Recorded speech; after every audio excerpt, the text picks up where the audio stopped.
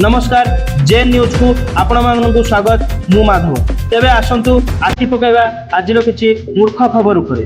बसंत रे tie tie खरा राज्य रे एबेठु रेकर्ड भांगिलानी ताती। चलित वर्ष प्रथम थर पे 15 डिग्री ताती। तातीर प्रभाव रे रंगेई ग्रामर 5 जन मूषा अंशुघात रे मृत्युवरण करछे।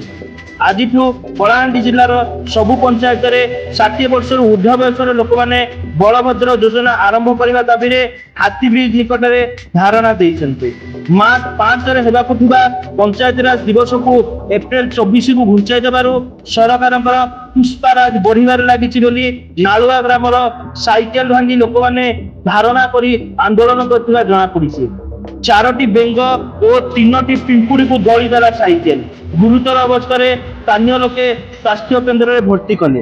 राजनीति को ओह्लाइबे पुराना टिकटॉक स्टार एस जोगेश कुमार। सूचना जना पड़ुछि से लुंगी चिन्ह छिड़ा हेले। बेंगो किडनैपिंग केस पर्दाफाश। 2 गिरफ 3 फेरार। 2 गिरफ अपराधी को नहीं पचरा उचरा चलाई पुलिस।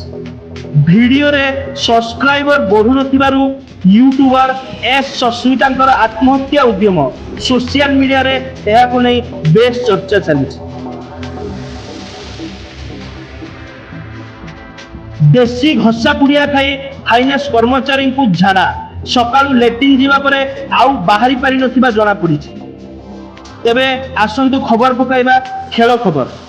आसंता काली आरंभ होबाकु जाउछि अंतर्जातीय हृदय भंगा दिवस। एही दिन जो पुओ झिया अधिक हृदय भांगिबे तांकु 5000 टंका पुरस्कार घोषणा करिसंती आम पूर्वतन टिकटॉक स्टार स्मार्ट जोगेश कुमार।